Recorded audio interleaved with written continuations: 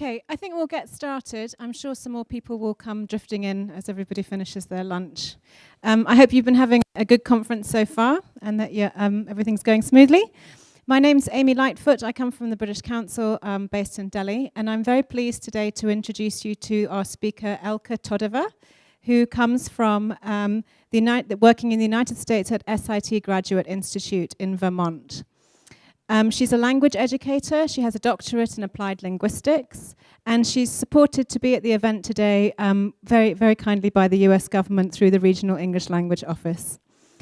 Elka's going to talk to us today about paradigms of enrichment in language and teacher education, and I'm sure it will be a very interesting presentation. So I'll pass over to Elka. Thanks very much.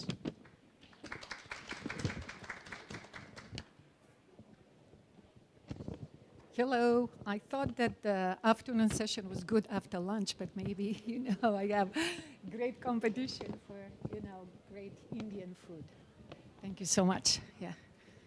So, first of all, thank you very much for, being here. And I also want to extend my very sincere thanks to everybody who made my visit possible. Words of gratitude in particular to Diane Miller and Sarah Dene Bolton, the two relos who made my visit possible, and also to the British Council and everybody else, all the Indian colleagues who are on the organizing committee for TEC. Most importantly, I'm very grateful to all of you who are here today, because I hope that you'll have a good time sharing with a colleague with a kind of a mixed background, half European, half American. And I hope that we can have some thought-provoking and nice exchanging there. This is my very first time in India. Never been here before. I'm totally excited and very grateful and humbled to be at TEC15. And most of my information about India is kind of secondhand. Reading those India Next, English Next India, and lessons learned from India, the British Council materials, and many other things. And so I've been reading about India non-stop and watching movies and talking to every single Indian person, and there are a lot of them in the United States. So hopefully I will be in a position to share some stories and insights that are context sensitive, and they are also empowering, bringing us to the objective of cultivating multilingual learners rather than serial monolinguals, people who will be able to use all their languages while becoming part of new communities, both using English locally and growing it so internationally. So I would like to start by sharing a few very highly publicized experiments by Japanese author and water researcher called Masaru Emoto. In his book that has been translated into many languages, as you can see, he claimed that our thoughts have the power to even change physical reality. And the experiment most often described is what happens to the molecules of water when we think and look at it with love, gratitude, and the last one is with hatred. And so if you go to the internet, there are many similar pictures like this one, and many people have tried to replicate his experiment, and most often they do that with the help of rice and apples. And one of my students, an American teaching in South Korea, he replicated it with his own students and 3 times, and every single time the poor, hated, unloved apple did a lot worse than the loved ones, every single time after several weeks of exposure. There was a book called, maybe some of you are familiar with, What the Bleep Do We Know?, where they discuss these Emoto experiments, and that made him extremely popular, and the sale of his books went through the roof. They skyrocketed. Also, in the meantime, a lot of people started saying, wait a second, these are not well-controlled experiments, and they accused him of selling pseudoscience to the masses. Emoto's experiments aside, it is true, on the other hand, that our thoughts and the metaphors we live in and the narratives we live, by, to use the title of a book some of you maybe are familiar with, by George Lakoff and Johnson in the 80s. They were saying that, it is true that our thoughts and the metaphors we live by affect our actions, and they also have been shown to have an impact on our perceptions and our understanding and thinking. To give you an example outside academia, if we think of marriage as a contract agreement, that kind of leads to one set of expectations. If we think of marriage as a shared journey, or a bank account, or a box of chocolate, if you've seen one of these movies, or somebody kind of compared marriage as a Russian roulette, you never know what you'll get, that really creates a different set of expectations. In our own field, we realize that when we speak of learning and teaching in terms of input and output, that is too mechanistic. These concepts, they diminish the language learner and also the learner's agency, and they neglect the social nature of learning and communication. Now, instead, we have started talking about affordances and learning opportunities and learner engagement. And we have also started talking about more ecological approaches to teaching and learning. And instead of repetitions and drills and not unexciting things like that, we have started talking about iteration. Iteration is a term that we borrowed from physics. Maybe some of you who have this kind of background, you're aware of it. Iteration, the term invites us to think of some interest-maintaining twist, both content and process-wise, while students are working on developing control over new elements in their linguistic repertoire.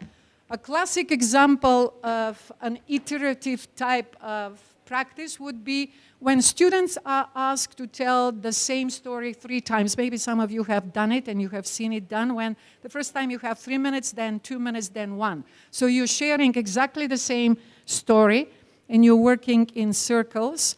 And so you're repeating the same story, but it's never the same because there are 2 variables. First of all, the time variable, 3 minutes, 2 minutes, 1. And then every time you have a different person you're talking to. So the first time around, people usually try to figure out what to say.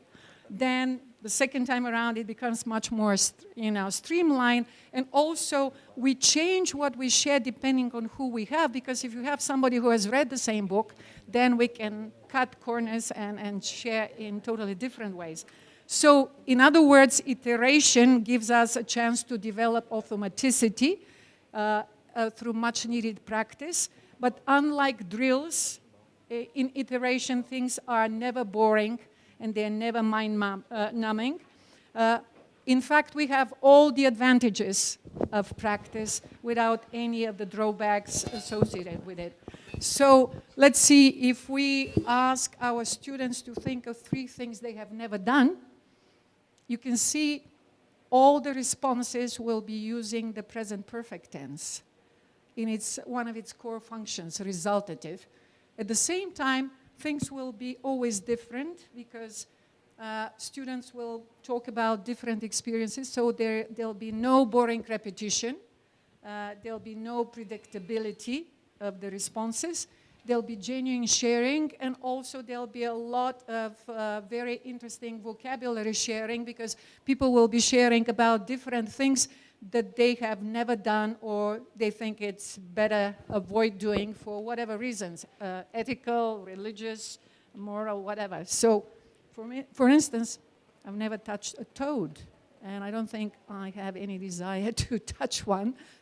I've never tried eel, even though I worked in Japan for 5 years and it was considered a major delicacy there.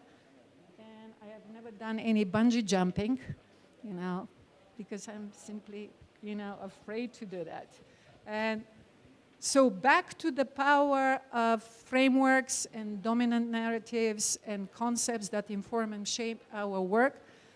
I hope that you'll agree with me that if we think of grammar as a set of rules and structures, that is very different, and we'll be planning and doing our teaching in a different way if compared to thinking of grammar as a major meaning-making and identity negotiation tool.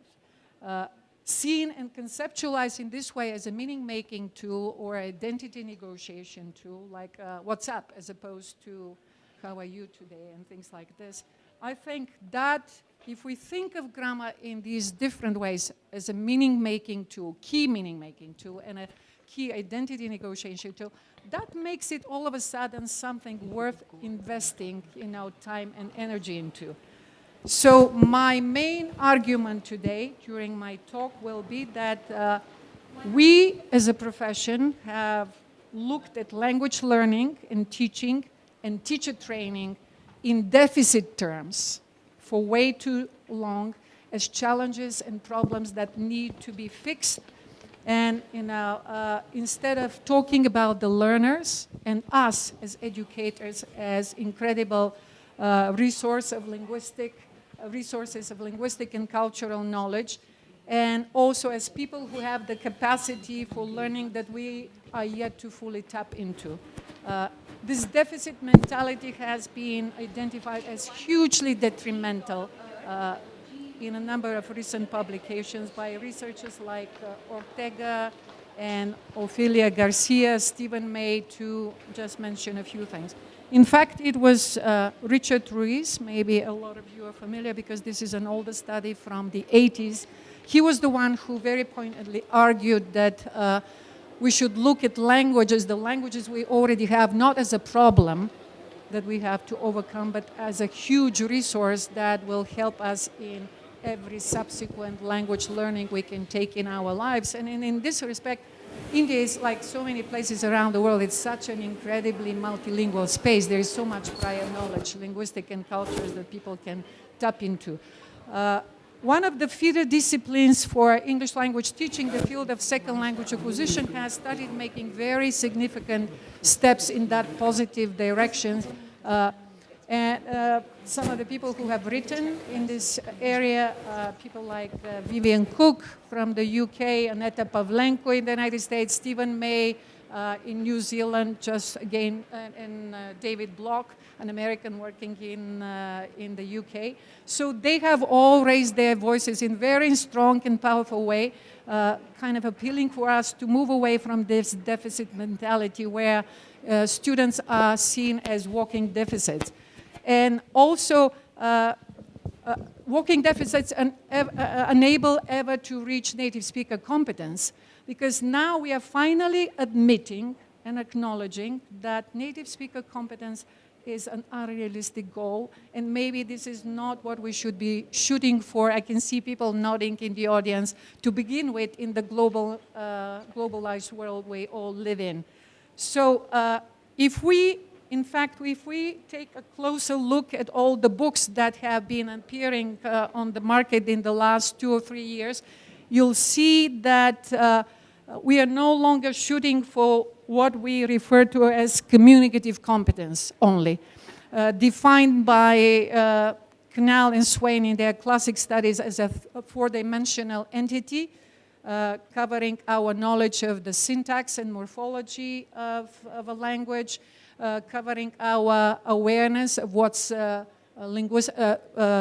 socially appropriate, also our knowledge of discourse organization, the way we package our oral and written messages, and number 4 is what they call our strategic competence, our ability to fill in any gaps we may have in our lexicon and grammar. If we don't know how to say expensive, we can say not cheap and things like that, and use gestures and the things. So nowadays, scholars like Claire Cramsch and others, particularly Claire Cramsch from Berkeley University, started appealing to us as a field to raise the bar. In the old terms, that will be lowering the bar by us shooting for what she calls symbolic competence. By symbolic competency means our ability to navigate between all the languages and dialects we know so that we can achieve whatever results we want. And this ability to code switch and navigate between languages has been shown to offer much better transactional results. People, let's say, if you know the local language, you are likely the way one of the contributors to a book I put together with a colleague from Spain shared from Africa. He said, if you know the local, you get the best fish at the market, So it's better transactional outcomes, and also it fosters, if we can do code switching, that fosters much better interpersonal relationships. Kanagaraja is somebody a lot of you know. He is originally from Sri Lanka. He has been talking about building in the learner a performative competence, where we encourage the learners to use every single semiotic resource that they have under their belt. In a very important recent article, my colleague, SIT colleague, Diane Larson-Freeman, that all of you know, she made a very convincing case that their empirical, philosophical, methodological, and other types of ground to say that there is no end state to learning. At every stage, Diane said, we soft assemble our message using all the semiotic resources we have at our disposal. So translanguage has been one of the buzzwords in our field the last few years. Look at the amount of books that appear just in the last 12 months or so, all of them with the word translanguage in them, where code switching is a major thing. I don't know if you're familiar with a software called Wordle. Anyone? Wordle? Yes, I can see some of you. It's a very simple thing. It's free. You can just put Wordle. And then what you can do is you can cut and paste and put any text and see what are the dominant concepts in this text. So I decided, getting ready for my presentation here, to see what are the new buzzwords in our profession. And I cut and pasted everything my students have been reading, graduate students at SIT, and here's what came out. See how translanguage is really becoming big. Absolutely, and bilingual, and students, and bilingualism. We are acknowledging the fact that most people around the world are multilingual. Here is another one, if you like different colors. Again, you can see the students are much more prominent. I mean, don't see the teachers at all, because the students are the ones doing the learning. And again, translanguage is very big. And if you look, there is emergentism is another buzzword. The emerging language that students develop with our help, not the language we feed them with them as empty vessels. And let's see what I had, maybe one more of these. Yes, so you can see when I kept cutting and pasting all the articles that were used at our master's program, you can see also accommodation was a big one. Because for years, you can see by my accent, I'm a non-native speaker of English, Bulgarian born, now a proud American.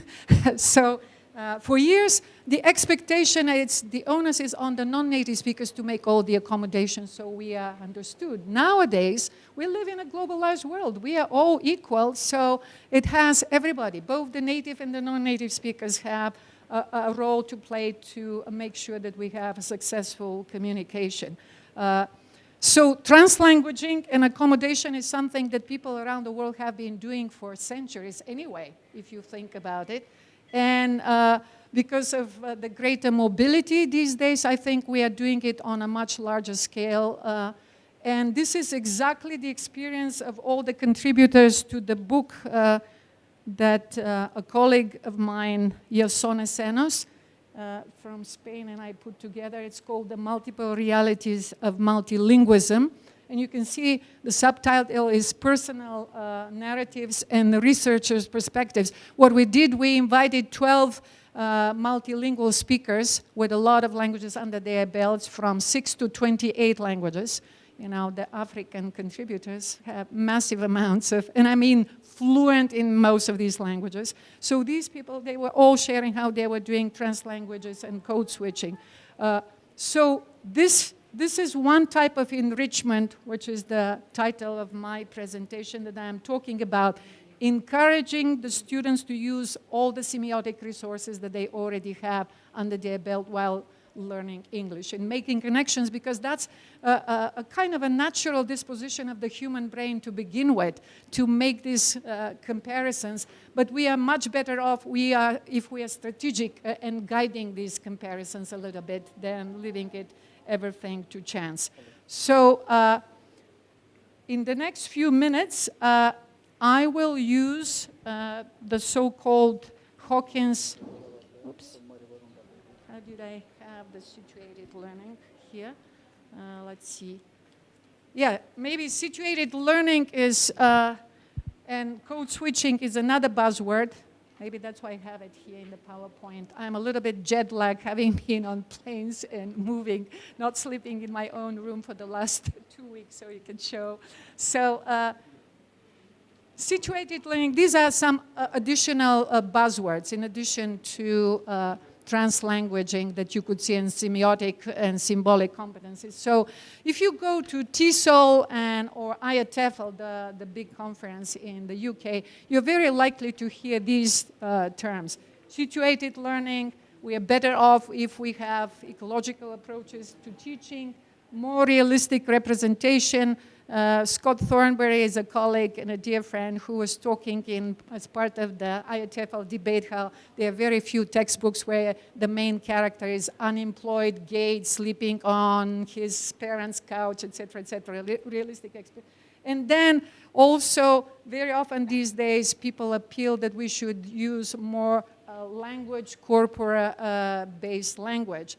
And I hope that you'll agree with me that these days Facebook is a big thing. I mean, most people share main things happening in their lives through Facebook, but it's also a great resource for language learning exploration. And I wanted to share with you something that I saw, because I'm an applied linguist. I teach graduate courses at SIT, Second Language Acquisition and Applied Linguistics, but I always try to stay close to the ESL context. And this is what one of my students posted last year. She said, starting Monday, these are the meds I'm going to take. Can you imagine? This was somebody, a woman who was bitten by a tick. This is a very serious problem as it triggers Lyme disease. And here are some of the responses she got on Facebook. You cannot be serious. Oh my God, I thought I took a lot of pills, you poor thing. That's unreal, good luck, I wish you well. What the heck? I guess that's the W, you know?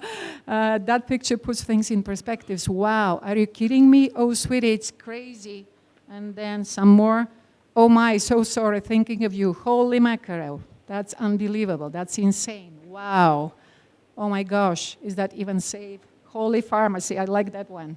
Batman hanging there. So if you think about it, if we are teaching empathy or how to express surprise, no textbooks comes even close to that kind of real-life representation. So I would like now to explore with you the concept of reframing, focusing on the shift away from the deficit mentality to teaching and learning, the shift away towards more to paradigms of enrichment.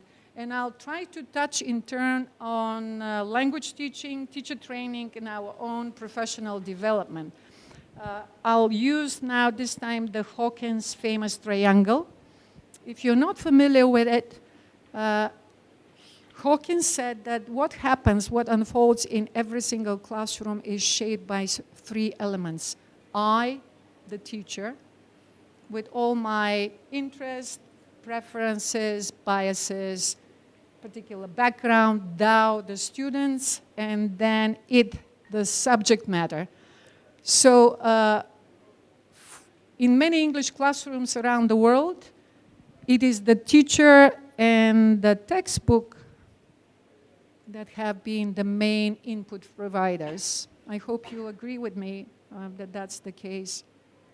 Unfortunately, perhaps. And also, very often, At SIT, we do supervisions around the world, and I've observed so many, been very fortunate to observe a lot of people. Very often people follow the PPU framework that maybe that's the type of training you went through, presentation, practice, use. No question, this is a helpful framework. Particularly novice teachers share that has helped them, gives them some structure. But at the same time, if we have this kind of heavy traffic from the textbook and the teacher, and if we are doing this PPU thing, that very often deprives the learners of ownership of the language used and also of ownership of the topics discussed. As a result, students very often, they are in a position to do all the exercises, fill in the blank and stuff. They do whatever textbooks ask us to do, but then they go out and they have a hard time ordering a pizza or having even a minimal, normal conversation. Some colleagues in the field refer to this as the inert knowledge problem. And it's a very regrettable state of affairs, and I think we should do everything possible to move away from it. So I would like to revisit the IDAWI triangle because I find it really very interesting. If you look at it, Hawkins used pronouns, not nouns. Usually when it's first mentioned, it's nouns and then we go for pronouns. No, he used pronouns, and for me, I find this very significant. I think he wanted to get the message across that in a good classroom, very often these roles are very fluid. And it's sometimes we, the teachers, become the learners, and we delegate to students, and they become the input providers and the facilitators and the animators, whatever other roles you can think of. Ideally, in a good classroom, we are core explorers of whatever is happening. And so it's actually, if you think about it, in a number of languages, there is no distinction between these two verbs, teach and learn. I mean, I like this mirror image. Maybe you have seen it before. In my own language, Bulgarian, we only have one verb covering both teach and learn. And I kind of love it because it is really a very intimate relationship, very like a dance that happens there.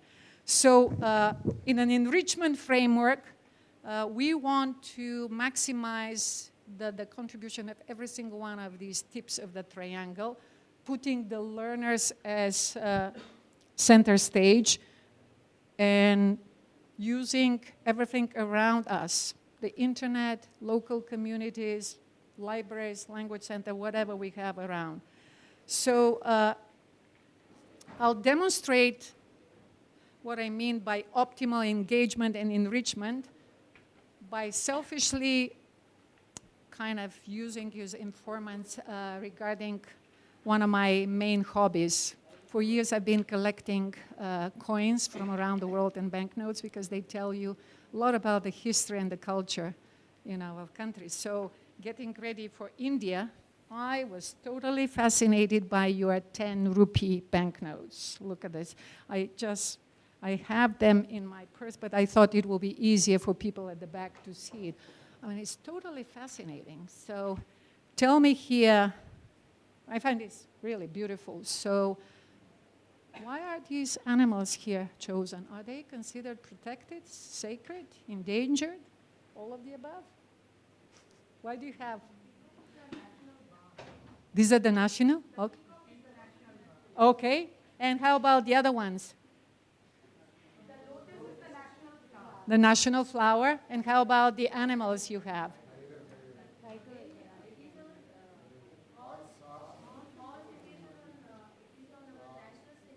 Uh-huh. Okay. And this one? Why is it shown here on the 10? It's a deer. Any significance? Why was it chosen?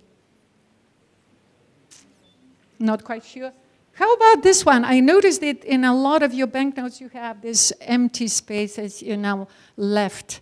Is there something shown maybe on the internet? Is there a watermark on the real one? Okay, okay, so there's a watermark. And then I looked at some other, because you have so many versions of the 10 rupees that I found totally, I love this one. So here you have a different set of animals represented. Why so? Any reason? How were these chosen? Say it louder.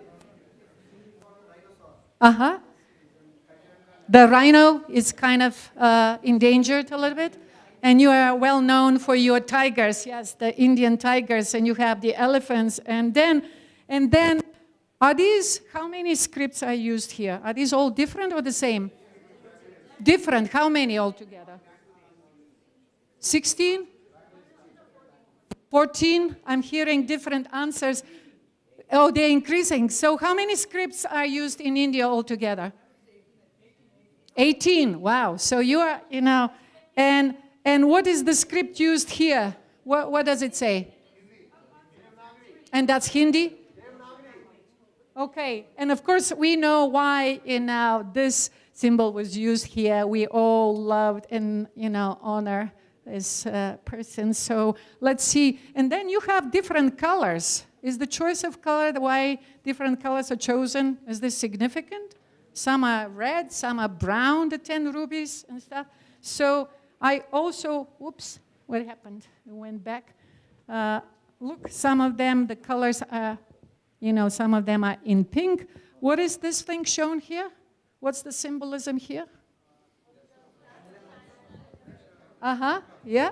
Okay, so, definitely, I would love to talk to you after my presentation and find even more about this. And I assume this is also Hindi here, right in the corner? What's said? Okay.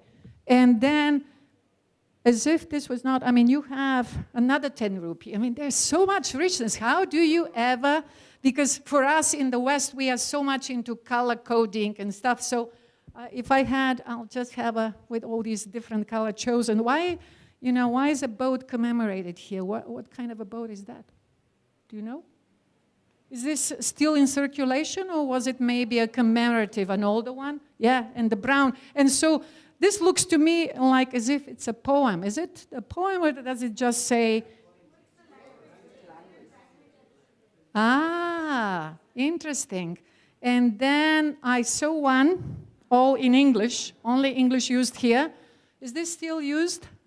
No, this has been discontinued? Oh, okay. That's what I thought, but I decided to check with you. And as I said, as if this was not good enough, look at this. You also have 10 rupees in coins, and I love them. So what are these made of? Are they made of gold, or they only look? What are they made of? Something? And you think brass? And who is the gentleman kind of celebrated here? That's the nuclear physicist was this? Okay, very nice. And why 2008? What happened in 2000? Was he given an award? Ah, okay, I see. Okay, so let's see what else I have. You have even more. My goodness, look at this. All of them 10 rupees. If I lived in India, I'll be a rich woman because I'll never spend any money. I'll just keep them, all of them. They're so beautiful. So what is shown on this one? What's written here? Is that India in Hindi? Yeah. And why 206? Yeah, you said that was the... Ah, okay, that was the year when this was put in circulation. I can see. Okay, and this is one of my favorite. Look at this. I don't even know. I tried to Google it. Let's see, I wrote what it is. It says, Choir Board Jubilee. Help me a little bit. What is this about? Why was this chosen?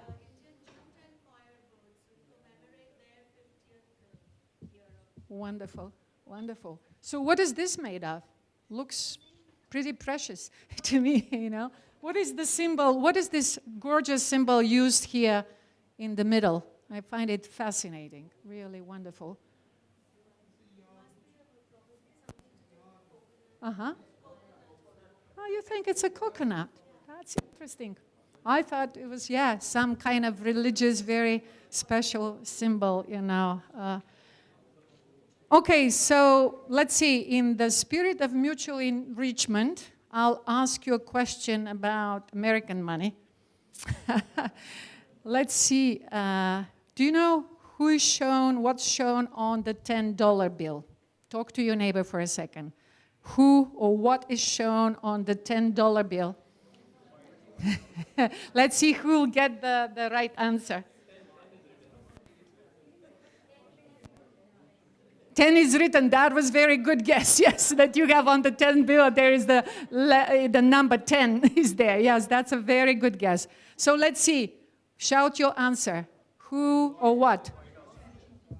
George Washington? Lincoln? Franklin? Sorry to say, it's usually, you're right, because it's usually presidents and things, but on this one, it's Alexander Hamilton, the Treasury Secretary, and they have now the new $10 bills. Don't even think of faking it, because they added security was, you know, they had all kinds of things were added to the, and now if you had a fairy or a genie who could grant you a wish and say, okay, if you guess who is shown on the bill, the American bill with the highest denomination, it's yours.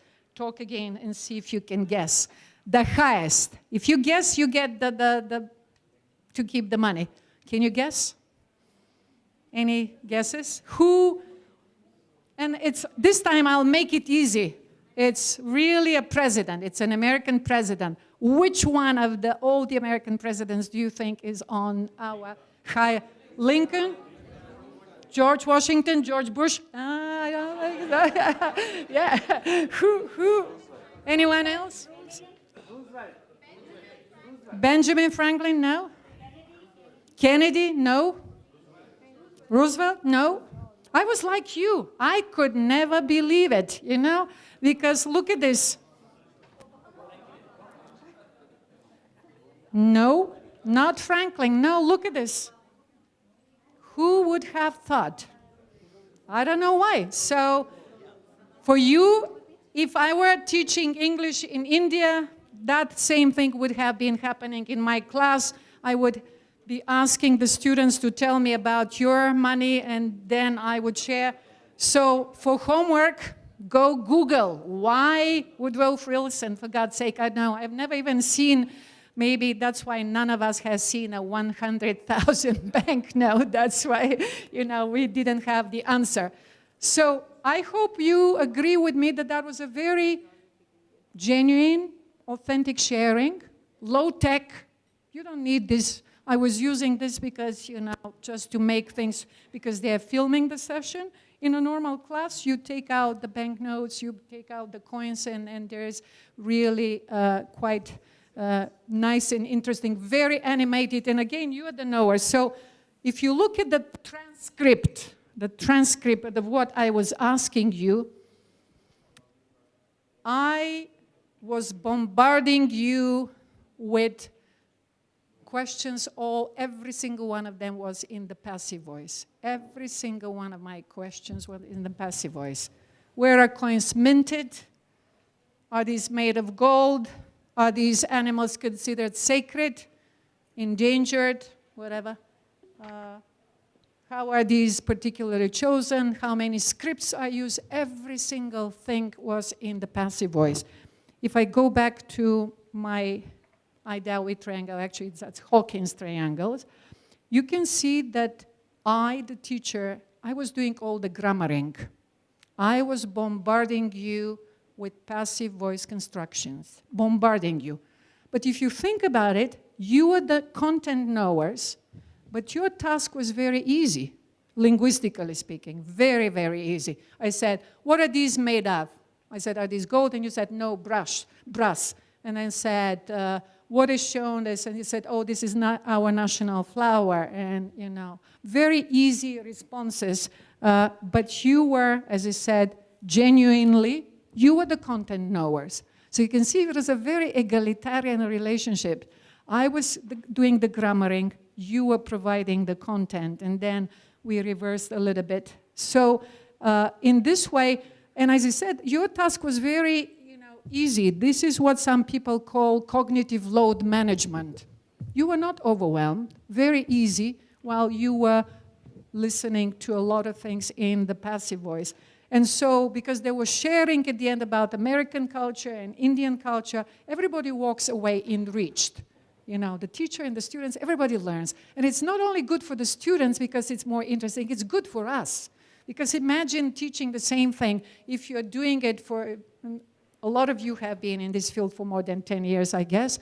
If we always go, Unit 3, Unit 5, page 36, who cares? It's kind of, our heart is not involved. This makes life a lot easier, this kind of grammaring that I look at this as, you know, teaching philosophy, where you have real input flooding. You see how you were exposed to a lot of the passive in very authentic ways. While you were also, that was giving your brain a chance to develop a sense of a very powerful pattern in English. And so with grammaring, the beauty of grammaring is that it develops both fluency and accuracy. So we don't have to worry about the test, that we are having fun, but they go to the test and they don't do so well. No, it helps with accuracy, and people who, learners who have experience with grammaring, they do usually much better on the test than, you know, through traditional things. And also another very important thing, with grammaring, the conditions of learning are close to conditions of use. And then there is a very nice positive transfer of skills. Because if we do drill, fill in the blanks only in the classroom, then people go outside and they cannot have a meaningful experience. Very often, through social conditionings, we focus on the poverty of materials and resources rather than looking at everything that surrounds us as a humongous supply stores that offers us everything we need. Look at this, banknotes. We all have coins in our pockets. You can do, you know, that kind of activity very easily without relying on any resources. Also, I think it's very important for us to look at learners not in deficit terms, but rather celebrating everything that they bring to the table when they come to our classes. It's not uncommon to, in our profession, to talk about the learners having poor English or lacking particular skills, or let's say very often I hear in the States, oh, and it's not only about non-native speakers, but native speakers who don't have a lot of academic background. They said, oh, they don't know how to write a good argumentative essay. I don't know about it, but it's the notorious, infamous argumentative essays. And there are all kinds of descriptors used for people who are considered not to be academically ready. The descriptors usually used in the United States, even in official documents, is like LEPS, limited English proficiency. To me, I mean, that really pushes very strong buttons, because as if we're talking as if people with leprosy, LEPS, what is this thing if you're described as a LEP? You know, that's really, for me, you know, or a student at risk, or even non-native speakers. You know, a lot of you know Whoopi Goldberg, the actress and the anchor person. She said, don't hyphenate me, you know, as if I'm second best. Don't call me African American. We don't call you European American. So non-natives always has this a little bit, very often unintentionally, but it's there, non-native. You are not the real thing. You are the second best thing. So given this kind of deficit mentality, very often the emphasis is on finding the best method, finding the new technique, et cetera, and as I said, a lot of this is done through social conditioning. And to give you an example what I mean by this, I was invited 2 years ago to be part of an initiative in New York City called Reimagining the College Experience, where the idea was to help students at risk. Right there you can see, students at risk, the meta message. There's something wrong with you that we need to fix, you know. So the idea was to help students at risk reach their full potential. And so the idea is that they don't know how to write an essay. We have to help them find ways. And my argument to my team, this was with CUNY, the New York CUNY City University, what is it, CUNY? City University of New York. huge university, maybe not huge by Indian standards, 146,000 is still pretty good, you know, in the States. So my argument is that the students had all it takes to write a good argumentative. I call this approach, you're already there type of mindset. You're already there. If you believe that the students have a lot of the skills and knowledge already there. So if I ask these students, quote, students at risk, to say, hey, who is better, Roger Federer or Novak Djokovic? Most of them, they can give you a very good answer, very well substantiated argument, where they use triangulation. Those of you who do research, you know, triangulation use more than 3 sources because we all have biases. These guys, they have read tons of articles, they have visited tons of sites. They can make a pretty good argument which one of these guys is better.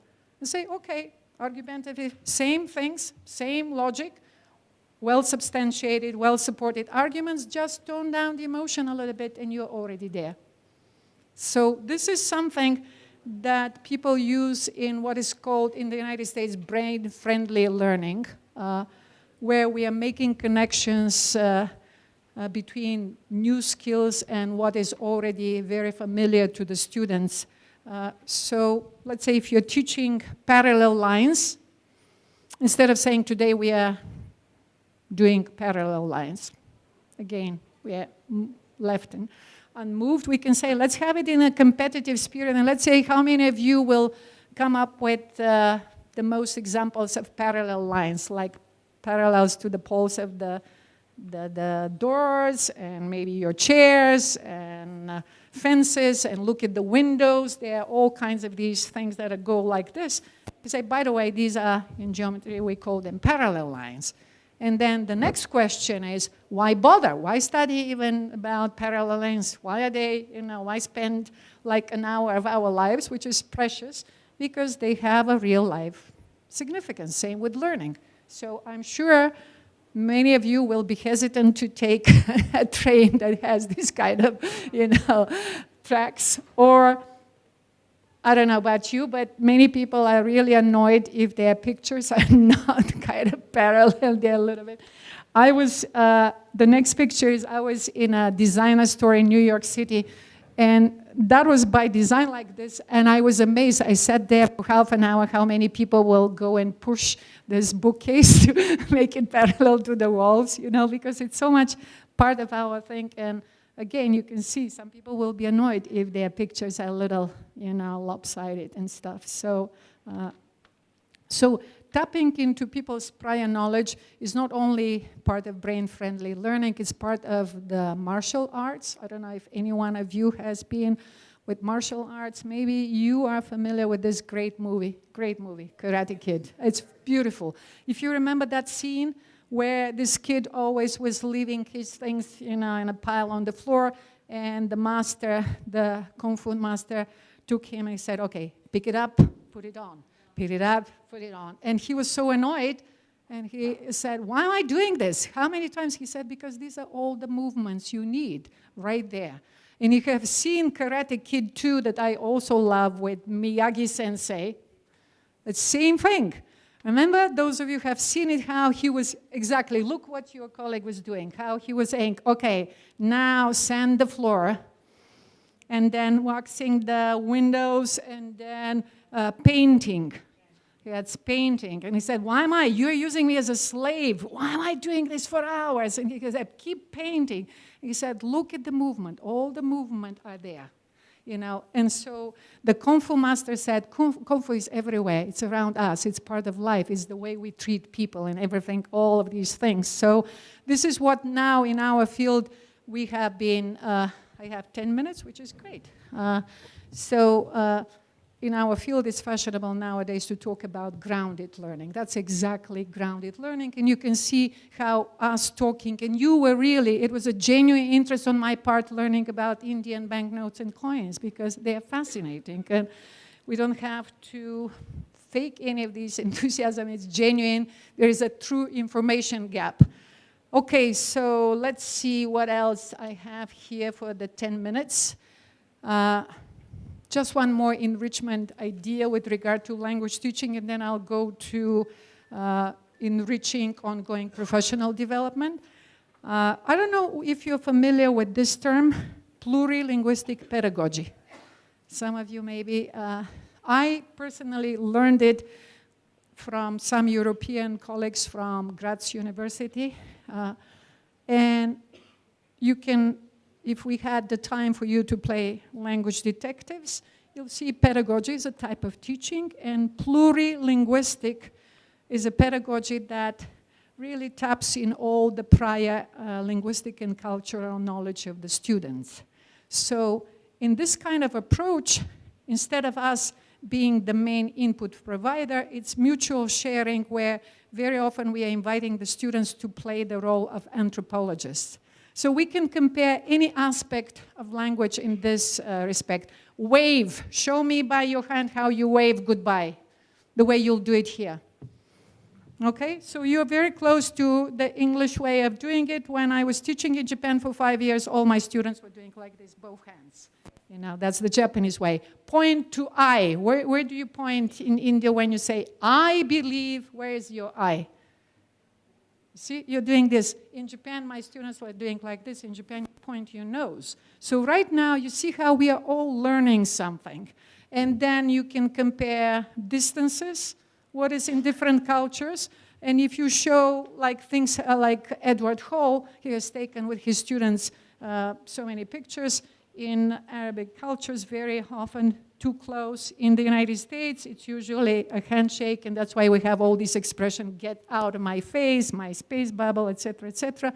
We can even compare things like, what's your name? You see how, as if in English, you own your name, while in other languages, Russian, what is it other people call you? You're part of a larger community. So this is all kind of part of this plurilinguistic pedagogy, where everybody is contributing. I have 6 minutes. Okay, so I'll talk now about teacher education and professional development enrichment. To save time, again, I'll use Hawkins triangle. You can tell I milk every drop of this triangle. So for years, the traffic has been, you know, in teacher education, very often from researchers to trainers to mentors to the practicing teachers. And also there has been tons of emphasis and insistence on courses, seminars, training, books, professional journals, and these days a lot of YouTube, you know, tutorials.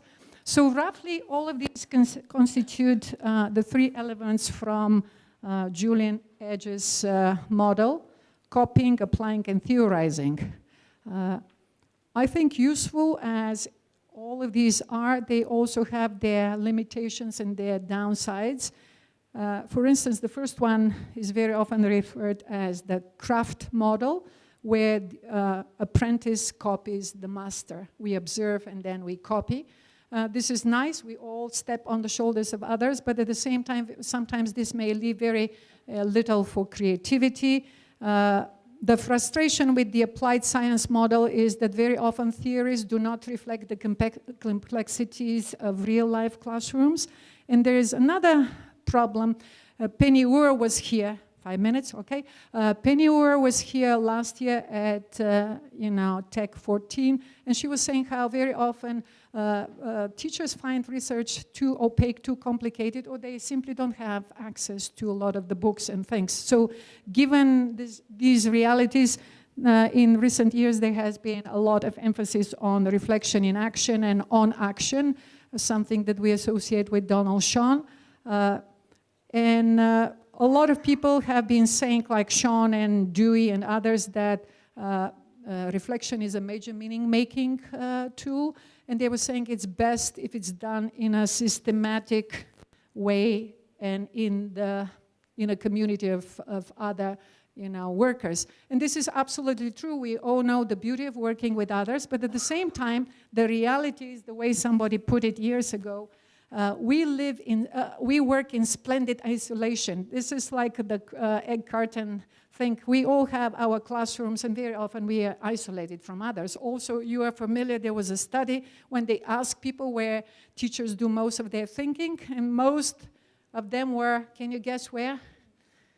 In the shower and when sitting on a bus or driving to work. So clearly we don't have somebody, well-meant colleague around. So what other people then do, and I like, usually in experiential cycle, we have a problem, we reflect, we kind of decide what's not working, and then we go into intelligent action. I find Fanslow's idea very good. Always break your own rules, even if things are going very well, because we may be missing something. Let's say if you always do something in a large group, try small groups and see what happens. If you're using handouts, and if you give them in advance, try see what happens if you give the handout in the middle or if you do it after the fact, because some people love it. Or negotiate, leave the handouts and let people choose. Some people love it at the beginning for schema activation, some people get distracted and stuff like that. So,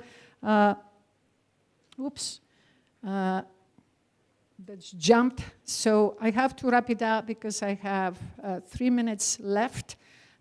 For me, professional development is all about these small changes that Fanslow is advocating, breaking your own rules, playing, experimenting, constant experimentation, innovation.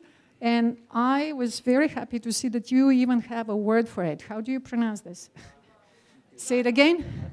Jugad. I loved it. And look at this. I saw this and I said, God, I wish I had known this in England. It drives me nuts that in England they don't have the mixing tap. And so this is, you have it in your culture, this constant playing with it. And some people are maybe familiar with this. In Japanese culture, they have the concept of Kaizen. That was with the Toyota company inviting all their workers to make incremental changing, not to wait for top management to tell them what to do. So borrowing something that a philosopher of science said, he said evolution is a